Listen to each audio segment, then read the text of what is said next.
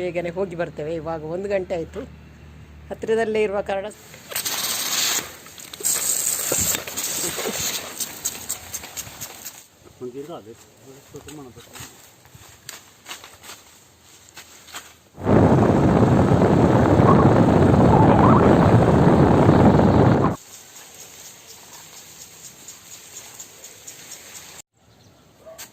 Beautiful flowers.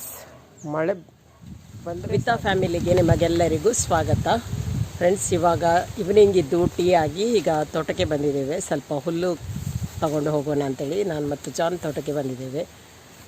ಇವಾಗಂತೂ ಬಿಸಿಲು ಜಾಸ್ತಿಯಾಗಿ ಮಧ್ಯಾಹ್ನದ ಬೆಳಗಿಂದ ಕೆಲಸ ಮಾಡಲಿಕ್ಕೇ ತುಂಬಾ ಕಷ್ಟ ಆಗ್ತದೆ. ಹಾಗೆ ಇವಾಗ ಸಾಯಂಕಾಲದ ಹೊತ್ತು ತೋಟಕ್ಕೆ ಬಂದಿದ್ದೇವೆ.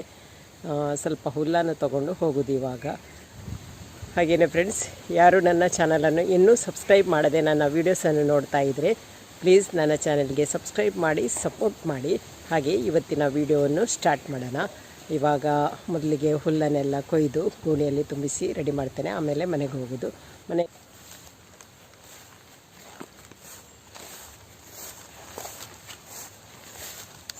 ನಮ್ಮ ಈ ಒಂದು ಮಾವಿನ ಮರದಲ್ಲಿ ಸ್ವಲ್ಪ ಮಾವಿನಕಾಯಿ ಆಗಿತ್ತು. ಆದರೆ ನೋಡಿ, ಬೆಳೆಯೋದಕ್ಕಿಂತ ಮೊದಲೇ ಎಲ್ಲ ತಿಂದು ಮುಗಿಸ್ತದೆ. ಹಾಗೆ ಇವಾಗ ನಾನೊಂದು ಅರ್ಧ ತಿಂದದನ್ನು ಕೊಯ್ದೆ. ನೋಡಿ, ಮಾವಿನಕಾಯಿ ಇದೇ ರೀತಿ ಆಯಿತು. ಎಲ್ಲ ಅರ್ಧ ತಿಂದು ಕೆಳಗೆ ಬಿದ್ದಿರ್ತದೆ. ಇದು ಇವಾಗ ಮರದಲ್ಲಿತ್ತು ಅಂತ ನಾನು ಕೊಯ್ದೆ. ಹಾಗೆ ನೋಡಿ, ಇಲ್ಲೆರಡಿದೆ. ಜಾಸ್ತಿ ಬೆಳೀಲಿಲ್ಲ, ಆದರೂ ಬಾವಲಿ ಆಗಿರಬೇಕು. ರಾತ್ರಿ ಬಂದು ತಿಂದು ಮುಗಿಸ್ತದೆ. ಈಗ ಅದಕ್ಕೆ ಕೂಡ ತಿನ್ನಲಿಕ್ಕೆ ಏನಿಲ್ಲಲ್ಲ, ಸಿಕ್ಕಿದ್ದು ತಿಂತದೆ. ಕಾಯಿ ಆದರೂ ಕೂಡ ತಿಂದು ಮುಗಿಸ್ತದೆ. ಹಾಗೆ ನಾನು ಮತ್ತೆ ಇನ್ನು ಖಾಲಿ ಆಗೋದು ಬೇಡ ಅಂತೇಳಿ ಮೊನ್ನೆ ಒಂದು 5 ಕೊಯ್ದು ಕೊಂಡೋಗಿದ್ದೇನೆ. ಜಾಸ್ತಿ ಬೆಳೆಯಲಿಲ್ಲ, ಆದರೂ ಅದನ್ನು ಕೊಂಡೋಗಿ ಹಣ್ಣು ಮಾಡಲಿಕ್ಕೆ ಇಟ್ಟಿದ್ದೇನೆ. ನೋಡಬೇಕು ಹಣ್ಣಾಗ್ತದಾ ಇಲ್ವಾ ಅಂತೇಳಿ. ಹಾಗೆ ನೋಡಿ, ಇಲ್ಲೆರಡು 25 ಆಗಿತ್ತು. ಆದರೆ ಇವಾಗ ಒಂದು 10 ಕೂಡ ಇಲ್ಲ, ಎಲ್ಲ ಖಾಲಿ ಆಗ್ತಾ ಬಂತು. ಅರ್ಧ ಮಾವಿನ ಕಾಯಿ ತಿಂದದನ್ನು ನೋಡಿದೆ. ಹಾಗೆ ಮಾವಿನ ಮರದ ಹತ್ತಿರ ಬಂದೆ. ಇನ್ನು ಹುಲ್ಲು ಕೊಯ್ತೇನೆ.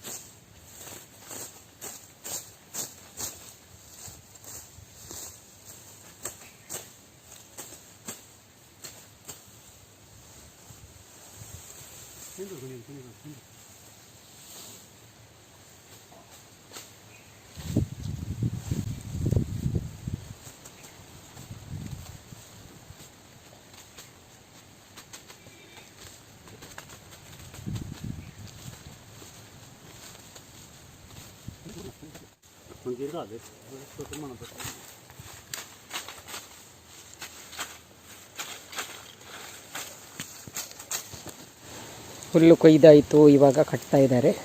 2 ಗೋಣಿ ಹುಲ್ಲಾಯಿತು.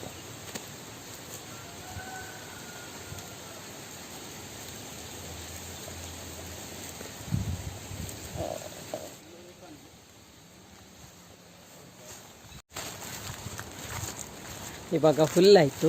ಇನ್ನು ಮನೆಗೆ ಹೋಗೋದು. ಮನೆಗೆ ಹೋಗಿ ಸ್ವಲ್ಪ ಕೆಲಸ ಇದೆ. ಹಾಗೆಯೇ ರಾತ್ರಿಗೆ ಅಡುಗೆ ಕೂಡ ಆಗಬೇಕು. ಇವತ್ತು ಮಧ್ಯಾಹ್ನಕ್ಕೆ ಅಡುಗೆ ಏನು ಮಾಡಿರಲಿಲ್ಲ. ನಿನ್ನೆ ಮಾಡಿದ್ದೇ ಇತ್ತು. ಹಾಗೆ ಮಧ್ಯಾಹ್ನಕ್ಕೆ ಮಾಡಿರಲಿಲ್ಲ. ಇನ್ನು ರಾತ್ರಿಗೆ ನೋಡಬೇಕು ಏನು ಮಾಡೋದು ಅಂತೇಳಿ. ನುಗ್ಗೆಕಾಯಿ ಇದೆ ಮತ್ತು ಬಾಳೆಕಾಯಿ ಇದೆ. ಯಾವುದನ್ನು ಮಾಡೋದು ಅಂತ ನೋಡಬೇಕು. ಸ್ವಲ್ಪ ಗಸಿ ಥರ ಮಾಡಿಬಿಡೋಣ ಅಂತೇಳಿ. ಮತ್ತು ನಾಳೆ ಫ್ರೆಶ್ ಆಗಿ ಬೇರೆ ಮಾಡ್ಬೋದಲ್ವ. ಹಾಗೆ ಇನ್ನು ಇವಾಗ ಮನೆಗೆ ಹೋಗೋದು. ಜಾನ್ ಅವರು ಫುಲ್ಲು ಹೊತ್ಕೊಂಡು ಬರ್ತಾ ಇದ್ದಾರೆ.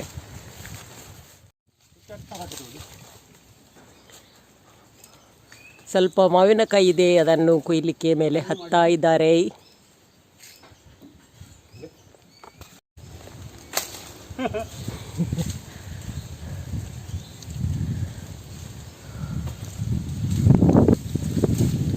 ನೋಡಿ, ಅಷ್ಟೇ ಇರೋದು.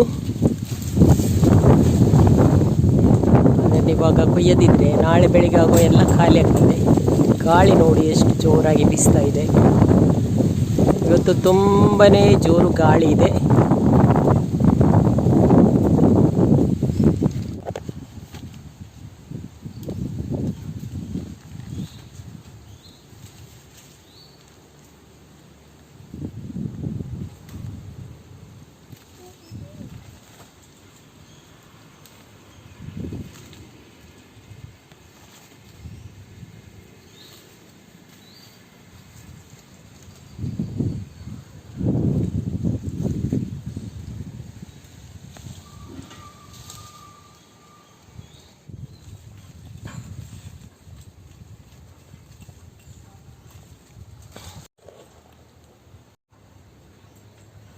ಕಳೆದ ಸಾರಿ ಈ ಮರದಲ್ಲಿ ತುಂಬಾ ಮಾವಿನಕಾಯಿಗಳಾಗಿದ್ದವು.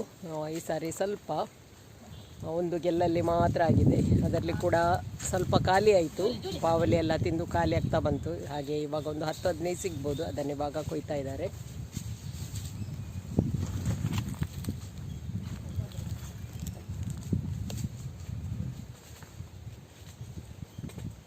ನೋಡಿ, ಇವಾಗ ಕೆಲವು ಅಲ್ಲಲ್ಲಿ ಸಣ್ಣದು ಕೂಡ ಆಗ್ತಾ ಇದೆ.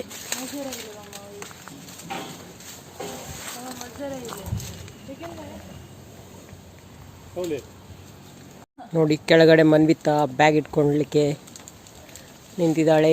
ಸಿಕ್ಕಿತ್ತಾ ಮಾವಿನಕಾಯಿ?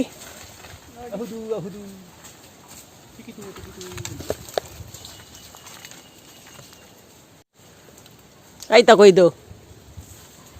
ಇಲ್ಲಿ ನೋಡಿ, ಅಲ್ಲಿ ನೋಡಿದ್ರೆ ಇಲ್ಲಿ ಯಾರು ನೋಡ್ತಾರೆ? ಅಲ್ಲಿ ಹಿಡಿದು ಇಲ್ಲಿ ನೋಡಿ ಒಮ್ಮೆ ಕ್ಯಾಮರಾ. ಹಾಯ್.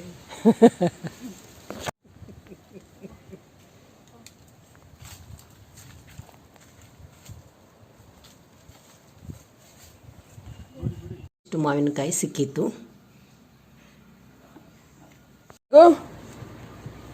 ಜೂಲೆ ಜೂಲಿ ಜೂಲಿ ಮತ್ತು ಟೈಗುಗೆ ತುಂಬ ಸೆಕೆ ಆಗ್ತದೆ. ಅದಕ್ಕೆ ನಾವು ಇವಾಗ ಹಗಲು ಹೊತ್ತಲ್ಲಿ ಬಿಡೋದು, ಮತ್ತು ಕತ್ತಲಾಗುವಾಗ ಗೂಡೊಳಗೆ ಹಾಕೋದು. ಟೈಗು, ಜೂಲಿ ಜೂಲಿ ಜೂಲಿ ಮತ್ತು ಟೈಗು. ಇಲ್ಲಿ ಮಿಯಾ ಮತ್ತು ಕಿಯಾ. ಮಿಯಾ ಮಿಯಾ ಕಿಯಾ ಮಿಯಾ ಕಿಯಾ. ನೋಡಿ, ನಮ್ಮ ಪುನಾರ್ಪುಲಿ ಮರದಲ್ಲಿ ಕಂಚಲಾಗಿದೆ ನೋಡಿ. ಒಂದು ಅಲ್ಲೊಂದು ಮೇಲ್ಗಡೆ ಇದೆ. ಮೇಲ್ಗಡೆ ಇರೋದು ಸ್ವಲ್ಪ ಹಣ್ಣಾಗ್ತಾ ಬಂದಿದೆ. ಇದು ಕರೆಕ್ಟಾಗಿದೆ. ಅದನ್ನು ಇವಾಗ ಕೊಯ್ಯಬೇಕು. ಕೊಯ್ದು ಸ್ವಲ್ಪ ಇವತ್ತು ಫ್ರೈ ಮಾಡಬೇಕು ಅದನ್ನು. ಹಾಗೆಯೇ ನೋಡಿ, ಒಂದು ಮಳೆ ಬಂದರೆ ಸಾಕು, ಈ ಹೂ ಹರಳ್ತದೆ. ಇದಕ್ಕೆ ಬೆತ್ಲೆಹೆಮ್ ಲಿಲ್ಲಿ ಅಂತ ಹೇಳ್ತಾರೆ ನೋಡಿ. ಮತ್ತು ಬೇರೆ ಯಾವ ಹೆಸರಿದೆ ಅಂತ ಗೊತ್ತಿಲ್ಲ.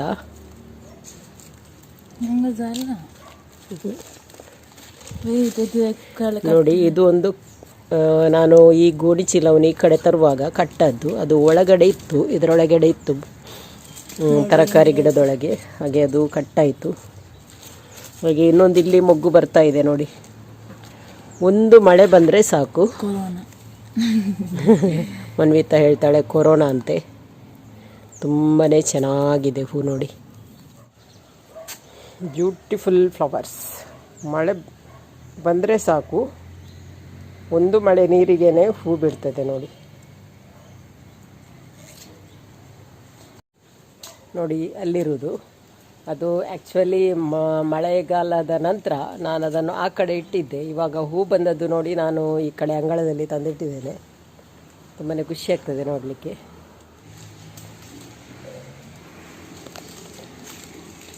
ನೋಡಿ, ಇದು ಹಣ್ಣಾಗ್ತಾ ಬಂದಿದೆ.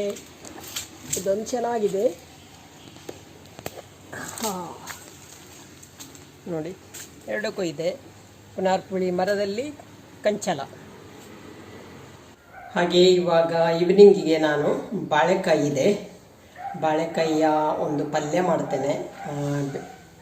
ನುಗ್ಗೆಕಾಯಿ ಇವತ್ತು ಮಾಡೋದಿಲ್ಲ, ನಾಳೆ ಅದರ ಸಾರು ಮಾಡ್ತೇನೆ ಅಂತ ಹೇಳಿ ಇವಾಗ ನೈಟಿಗೆ ಸಾಕು. ಸಣ್ಣದು 4 ಬಾಳೆಕಾಯಿ ಇದೆ. ಇದರ ಒಂದು ಪಲ್ಯವನ್ನು ಮಾಡ್ತೇನೆ. ಸ್ವಲ್ಪ ಮೆಣಸಿನ ಹುಡಿ ಅದೆಲ್ಲ ಹಾಕಿ ಮಾಡೋದು ಚೆನ್ನಾಗಾಗ್ತದೆ. ಸಾಕು, ನೈಟಿಗೆ ಸಾಕು. ಹಾಗೆ ಇವಾಗ ಇದರ ಒಂದು ರೆಸಿಪಿಯನ್ನು ಬೇಗನೆ ಮಾಡ್ತೇನೆ. ಹಾಗೆ ಇವಾಗ ಕಂಚಲವನ್ನು ಕೂಡ ಕಟ್ ಮಾಡ್ತೇನೆ. ಇದನ್ನು ನಾನು ಎಣ್ಣೆಯಲ್ಲಿ ಫ್ರೈ ಮಾಡ್ತೇನೆ. ಡಿಫ್ರೆಂಟಾಗಿ ಒಂದು ಟ್ರೈ ಮಾಡೋಣ ಅಂಥೇಳಿ, ನೋಡೋಣ ಹೇಗೆ ಬರ್ತದೆ ಅಂತೇಳಿ. ಮೊನ್ನೆ ಒಂದು ಫಂಕ್ಷನಿಗೆ ಹೋದಾಗ ನಾನು ಇದನ್ನು ಫ್ರೈ ಮಾಡಿದ್ದನ್ನು ತಿಂದಿದ್ದೆ. ಹಾಗೆ ಅದೇ ರೀತಿ ಮಾಡೋಣ ಅಂತೇಳಿ ಟ್ರೈ ಮಾಡೋದು. ಇವಾಗ ನೋಡೋಣ ಹೇಗೆ ಬರ್ತದೆ ಅಂತೇಳಿ. ಫ್ರೆಂಡ್ಸ್, ನಿನ್ನೆ ಈವ್ನಿಂಗ್ ಟೈಮಲ್ಲಿ ನಾನು ವಿಡಿಯೋವನ್ನು ಎಂಡ್ ಮಾಡಿದ್ದೆ. ಅದರ ವಿಡಿಯೋವನ್ನು ನೆಕ್ಸ್ಟ್ ಡೇ ಇವಾಗ ಮಧ್ಯಾಹ್ನ ಸ್ಟಾರ್ಟ್ ಮಾಡ್ತಾ ಇದ್ದೇನೆ. ಇವಾಗ ಮಧ್ಯಾಹ್ನಕ್ಕೆ ನಾನು ಅಡುಗೆ ಮಾಡಲಿಕ್ಕಿದೆ. ಬೆಳಗಿನ ಕೆಲಸ ಎಲ್ಲ ಆಗಿ ಸ್ವಲ್ಪ ಹೊರಗಡೆನೂ ಹೋಗಿ ಬಂದೆ. ಹಾಗೆ ಹೊರಗಡೆ ಹೋಗಿ ಬರುವಾಗ ನನಗೆ ನನ್ನ ಒಬ್ಬರು ಯೂಟ್ಯೂಬರ್ ಸಿಕ್ಕಿದ್ರು. ನಾನು ಡೈಲಿ ಅವರ ವಿಡಿಯೋಸನ್ನು ನೋಡ್ತಾ ಇದ್ದೆ. ಭಾಗೀರಥಿ ಬ್ಲಾಗ್ಸ್ ಅವರು ಸಿಕ್ಕಿದ್ರು. ಅವರು ಸಿದ್ದಕಟ್ಟೆಯಲ್ಲಿ ನನಗೆ ಬಸ್ ಸ್ಟ್ಯಾಂಡಲ್ಲಿ ಸಿಕ್ಕಿದ್ರು. ಅವರಾಗಿ ಬಂದು ನನ್ನ ಗುರುತ ಹಿಡಿದು ಮಾತಾಡಿದರು. ತುಂಬಾ ಖುಷಿ ಆಯಿತು ಅವರನ್ನು ಮೀಟ್ ಆದ್ದು. ಇದಕ್ಕಿಂತ ಮೊದಲು ಅವರ ವಿಡಿಯೋಸನ್ನು ನೋಡುವಾಗ ಅಂದ್ಕೊಳ್ತಿದ್ದೆ ನಮ್ಮೂರಿನವರೇ ಅಲ್ವಾ, ಇವರನ್ನೊಮ್ಮೆ ಮೀಟ್ ಆಗಬೇಕು ಅಂತ ಅಂದ್ಕೊಳ್ತಿದ್ದೆ. ಆದರೆ ಸಾಧ್ಯ ಆಗ್ತಿರ್ಲಿಲ್ಲ. ಇವತ್ತು ಖುಷಿ ಆಯಿತು, ಅವರು ಬಂದು ಮಾತಾಡಿದರು. ಹಾಗೆ ಒಂದೇ ಬಸ್ಸಲ್ಲಿ ನಾವು ಬಂದೆವು. ಹಾಗೆ ಬಸ್ಸಲ್ಲಿ ಕೂಡ ಸ್ವಲ್ಪ ಮಾತಾಡ್ತಾ ಬಂದೆವು. ಹಾಗೆ ತುಂಬಾ ಖುಷಿ ಆಯಿತು. ಸ್ವಲ್ಪ ಬಸ್ಸಲ್ಲಿ ಬರುವಾಗ ಸ್ವಲ್ಪ ವಿಡಿಯೋನು ಕೂಡ ಮಾಡಿದೆ, ಅದನ್ನು ನಿಮ್ಮ ಜೊತೆಗೆ ಶೇರ್ ಮಾಡ್ತೇನೆ. ಹಾಗೆ ಇವಾಗ ಮಧ್ಯಾಹ್ನ ಬಂದು ಅಡುಗೆಯನ್ನು ಸ್ಟಾರ್ಟ್ ಮಾಡ್ತಾ ಇದ್ದೇನೆ. ನೋಡಿ ಫ್ರೆಂಡ್ಸ್, ಇವರೇ ಭಾಗೀರಥಿ ಕನ್ನಡ ಚಾನಲ್ನವರು. ಬಸ್ ಸ್ಟ್ಯಾಂಡ್ನಲ್ಲಿ ನನಗೆ ಸಿಕ್ಕಿದ್ರು, ಆದರೆ ಅಲ್ಲಿ ಮಾತಾಡಲಿಕ್ಕೆ ಆಗಲಿಲ್ಲ. ಅಷ್ಟರೊಳಗೆ ಬಸ್ ಕೂಡ ಬಂದಿತ್ತು. ಆಮೇಲೆ ಬಸ್ಸಲ್ಲಿ ಕೂತ್ಕೊಂಡಾದಮೇಲೆ ನಾನಿವಾಗ ವಿಡಿಯೋವನ್ನು ಮಾಡ್ತಾ ಇದ್ದೇನೆ. ಅವರು ಫ್ಯಾಮಿಲಿ ಸಮೇತವಾಗಿ ಅವರ ಅಮ್ಮನ ಮನೆಗೆ ಬಂದಿದ್ದರು. ಹಾಗೆಯೇ ಫ್ರೆಂಡ್ಸ್, ಇವರ ಚಾನಲ್ಗೆ ಕೂಡ ನೀವೆಲ್ಲರೂ ಸಪೋರ್ಟ್ ಮಾಡಿ. ಹಾಗೆಯೇ ನಮ್ಮಂಥ ಈ ಬೆಳೆಯುತ್ತಿರುವ ಯೂಟ್ಯೂಬ್ ಚಾನಲನ್ನು ಯಾವಾಗಲೂ ನೀವು ಸಪೋರ್ಟ್ ಮಾಡ್ತೀರಾ ಅಂತ ಅಂದ್ಕೊಳ್ತೇನೆ.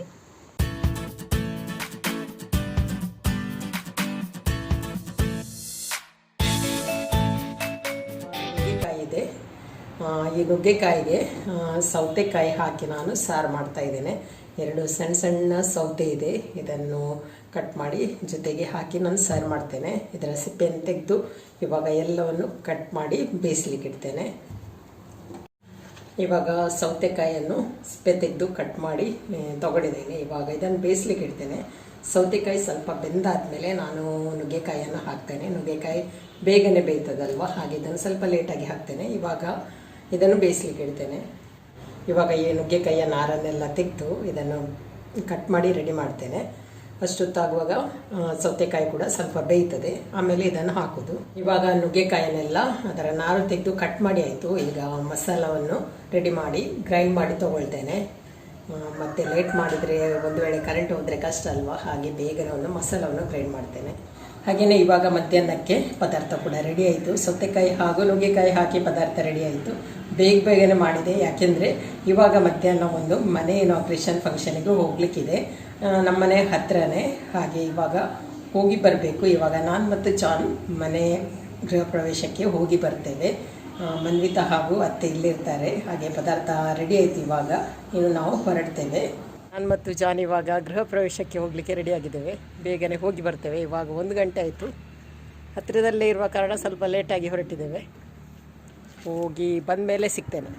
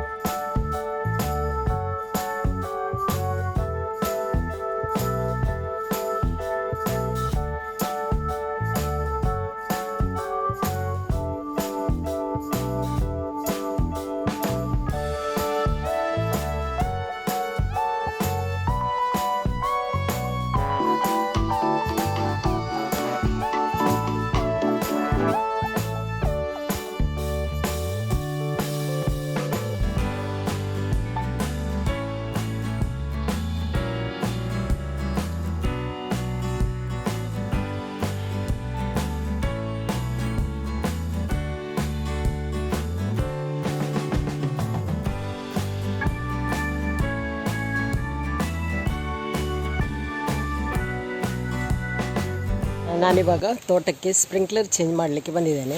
ನಿನ್ನೆ ಒಂದು ಸೈಡಿಗೆ ಹಾಕಿದ್ರು, ಹಾಗೆ ಇವತ್ತು ಇನ್ನೊಂದು ಸೈಡಿಗೆ ಹಾಕಲಿಕ್ಕೆ ಅಂತೇಳಿ ಇವಾಗ ತೋಟಕ್ಕೆ ಬಂದಿದ್ದೇನೆ. ಇವಾಗ ಸ್ಪ್ರಿಂಕ್ಲರನ್ನು ಇಡಬೇಕು.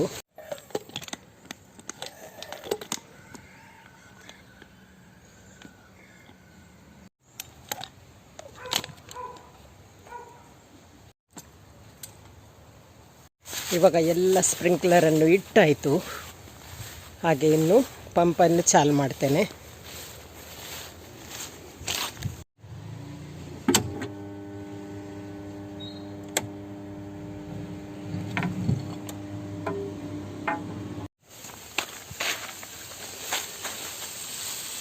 ಇವಾಗ ಸ್ಪ್ರಿಂಕ್ಲರ್ ಆನ್ ಆಯಿತು.